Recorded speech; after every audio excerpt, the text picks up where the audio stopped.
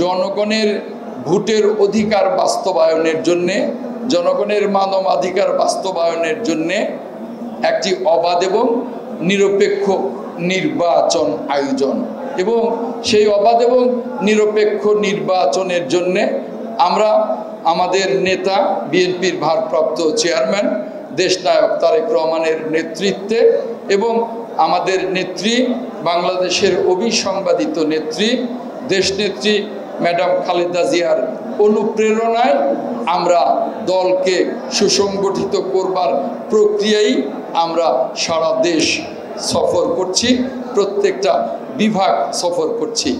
আমরা মনে করছি আজকের এই সভাও মনে করছে যে এ বছরের ভেতরেই অবাধ এবং নিরপেক্ষ নির্বাচনের সংসদ নির্বাচন আয়োজন করা, কারণ যে দীর্ঘ 7 মাসে আমরা লক্ষ্য করছি যে সংস্কার অত্যন্ত মন্থর গতিতে এগুচ্ছে।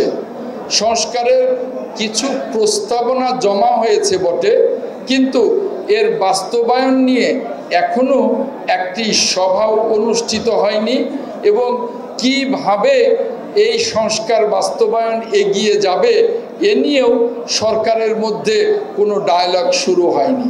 তাই আমরা মনে করি যে এই সংস্কারের নামে আমরা নির্বাচনকে প্রলম্বিত করতে পারি না, কারণ নির্বাচন যত প্রলম্বিত হবে তত দেশের যে বিশৃঙ্খল অবস্থা, আইন শৃঙ্খলার বিশৃঙ্খল অবস্থা, ব্যাংকিং যে বিশৃঙ্খল অবস্থা, সার্বিক অর্থনীতির যে বিশৃঙ্খল অবস্থা, বিভিন্ন কর্পোরেশনগুলোর যে বিশৃঙ্খল অবস্থা, কোনো জায়গায় আমরা সেই অবস্থাকে শৃঙ্খলার মধ্যে আনতে পারছি না একটি নির্বাচিত সংসদ এবং নির্বাচিত সরকার ছাড়া।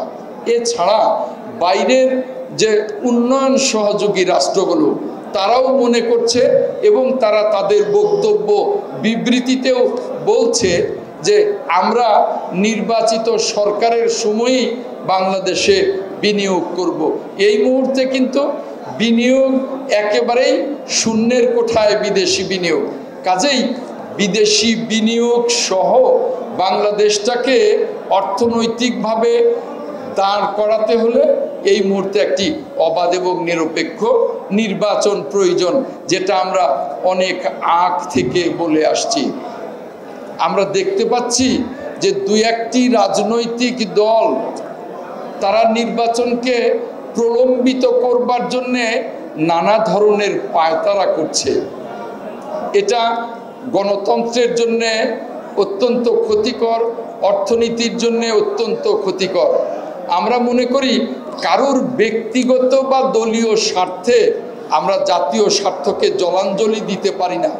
এই মুহূর্তে নির্বাচন প্রলম্বিত হওয়া মানেই জাতীয় স্বার্থকে জলাঞ্জলি দেওয়া। তাই আজকে এইখানে আপনাদের সামনে আমাদের সরকারের প্রধান উপদেষ্টা বিশ্বজয়ী নোবেল খ্যাত ডক্টর মোহাম্মদ ইউনূস, যাকে আমরা সকল গণতান্ত্রিক রাজনৈতিক দল সমর্থন দিয়ে যাকে আমরা সরকার গঠনে সহযোগিতা করেছি, তার উদ্দেশ্যে বলবো যে ডক্টর ইউনূসের জন্যে সুবর্ণ সুযোগ একটি অবাধ এবং নিরপেক্ষ নির্বাচন দিয়ে এই ঈদে জামা জুতো অ্যাকসেসরিজের ডিসকাউন্ট,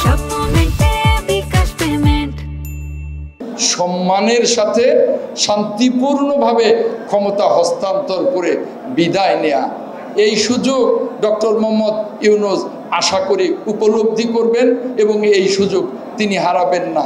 কারণ নির্বাচন প্রলম্বিত হলে যেভাবে আইন শৃঙ্খলা পরিস্থিতির অবনতি হচ্ছে, নারীর উপরে যেভাবে হামলা হচ্ছে, শিশুদের উপরে যেভাবে জঘন্য রকমের অপরাধ হচ্ছে, তাতে করে এই সরকার দিন দিন একটা অস্থিতিশীলতার দিকে এগুচ্ছে, যে জন্যে জনগণে মনে করছে এই মুহূর্তে এই সরকারের উচিত নির্বাচনের মধ্য দিয়ে বিদায় নিয়ে নির্বাচিত সরকারের কাছে ক্ষমতা দেয়া, নির্বাচিত সরকারই একটি স্থিতিশীল পরিস্থিতি তৈরি করতে পারে এবং আগামী দিনে রাষ্ট্র মেরামতের যে 31 দফা কর্মসূচি আমরা জাতির সামনে হাজির করেছি দেশনায়ক তারেক রহমানের মাধ্যমে, দেশনায়ক তারেক রহমান বিশ্বাস করেন, আমরা বিশ্বাস করি, জাতি বিশ্বাস করে যে আগামী সংসদ এবং আগামী সরকার এই 31 দফা কর্মসূচি বাস্তবায়নের মধ্য দিয়ে একটা সমৃদ্ধ অর্থনীতির দিকে যেমনি দেশটা যাবে, তেমনি গণতন্ত্রের অগ্রযাত্রায় আমরা দেশটাকে এগিয়ে নিতে পারবো। তাই আমি আপনাদেরকে বলবো যে আপনারাদেরও ভূমিকা আছে, যারা মিডিয়ায় কাজ করেন তাদেরও ভূমিকা আছে। কারণ আমরা যেমনি আমাদের জায়গা থেকে দেশটাকে সার্ভ করবার চেষ্টা করি, আপনারাও আপনাদের জায়গা থেকে দেশটাকে সার্ভ করবেন। এই সংকটকালে যাতে করে কোনো মহল বা দেশি বিদেশি কোনো ষড়যন্ত্রকারী নির্বাচনকে প্রলম্বিত করে দেশটাকে অস্থিতিশীল করতে না পারে, সেদিকে আপনাদেরও সার্বিক সহযোগিতা কামনা করি ডক্টর মোহাম্মদ ইউনূসের, যিনি উপলব্ধি করবেন যে এই মুহূর্তে প্রয়োজন একটি অবাধ এবং নিরপেক্ষ নির্বাচন। এই নির্বাচনকে সামনে রেখে দু একটি দলকে আমরা লক্ষ্য করছি ফ্যাসিবাদের দূষরদের নিয়ে ইফতার করতে, ফ্যাসিবাদের দূষরদেরকে ক্ষমা করে দেবে, আবার আরেক সময় বলছে তাদের বিচার করবে। নানা ধরনের এক এক দিন এক এক কথা বলে পানি ঘোলা করবার চেষ্টা করছে, জাতিকে বিভ্রান্ত করবার চেষ্টা করছে। আমি বলবো সকল রাজনৈতিক দলের উদ্দেশ্যে এমন কোনো দায়িত্বহীন বক্তব্য দেবেন না যাতে জাতীয় ঐক্য বিনষ্ট হয়, এমন কোনো দায়িত্বহীন বক্তব্য দেবেন না যাতে আগামী দিনে গণতন্ত্রের অগ্রযাত্রা বিনষ্ট হয়। তাই আমি পরিশেষে বলতে চাই যে আমরা আমাদের দল থেকে দেশনায়ক তারেক রহমানের নেতৃত্বে অত্যন্ত দায়িত্বশীলতার সাথে আগামী নির্বাচন যাতে এবছরের মধ্যে অনুষ্ঠিত হয় সেজন্য জোর দাবি জানাই এবং সেই জন্য আমরা প্রস্তুতি গ্রহণ করছি।